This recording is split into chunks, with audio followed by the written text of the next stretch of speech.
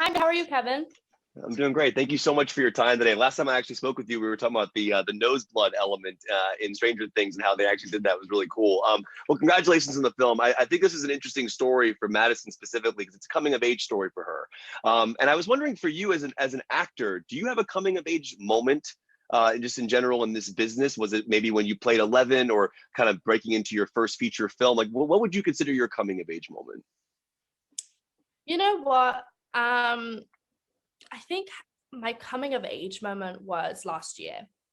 Yeah. Hmm. All of last year being in quarantine, I definitely found like myself a little bit more. I'm 17.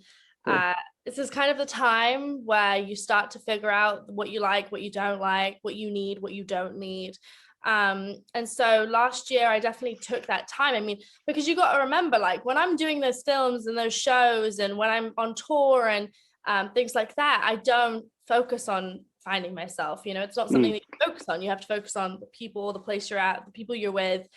And so having that year off really helped just me, I think personally. So that was my coming of age story, was quarantine and being by myself a lot. It helped me kind of focus on the things that I didn't really want to focus on before. Yeah, I appreciate that answer. That's really cool to hear that. I think a lot of people may have gone through that during this time where they refound themselves, Yeah. depending So, on. I mean, I haven't like found myself. I'm not like, Yeah. yes, I know who I am.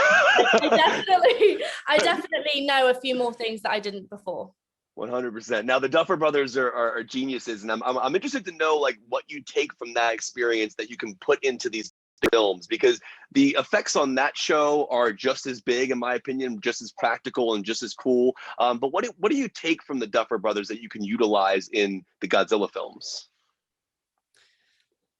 Well, something about the Duffer Brothers that I've always really appreciated is their understanding of me wanting to create. So, it was never just about me acting on Stranger Things. They even helped me. They taught me so many things about directing. They've taught me so many things about writing. We have our DP on the show right now that's teaching me about different shots. I mean, I love creating, so it's not just about acting for me. So they'll let me come onto set and just like have a moment of directing because they give me that voice. And what I loved about taking that, from Stranger Things and bringing it into my movies is that I can actually create still. And it's a conversation with the director. I mean, not everyone is like the Duffer Brothers. The Duffer Brothers are extremely kind to me, and they give me that voice to be able to create what I love. And even on things that I'm not in, I get to still like talk to them, which is really great. And I think that's what I appreciate. Going to my movies, I have to talk to the directors. Hey, listen, I'm super creative. I'm very outspoken and I love giving ideas. So I hope you don't mind that. And so, I've been thankful enough to work with directors that appreciate that and embrace that. That's awesome to hear. I love the Duffer Brothers so much.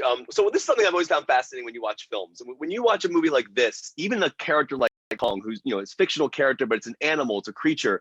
There's something harder about watching an animal in a harmful situation than it is to watch a human being sometimes. And I don't know if it's because we're desensitized to it, but why do you feel like when I see Kong in a situation that's stressful, that stresses me out more than like a human character sometimes? And I wonder, like, why do you feel that that's the case? I don't know, but I completely agree with you. I mean, when I'm watching anything to do with dogs or animals that could potentially be in danger, or they're fighting, to be honest though, I don't even like fighting films. I mean, Rocky was excruciating for me. An amazing film. It is brutal. Yeah. I just don't like it. I don't like watching it. My brother's so into MMA and I just can't do it. I can't look at they're both hitting each other. I mean, what's amusing about that? But I don't really like humans fighting either, to be honest with you. But there is something about animals that get you. I feel like because I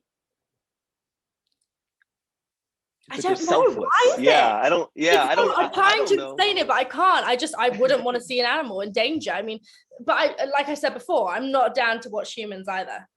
Yeah, well, I'm in the same boat, Millie. It's an honor to talk to you. Congratulations on the film. I hope you direct one day. I love that you're into the camera work and everything. Please direct. You should direct an episode on on a show or anything you do. That'd be Stranger amazing. Things. That would be great.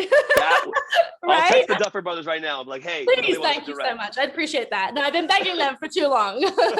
Thank you so much, Kevin. Have a good day. Great talking to you. Bye.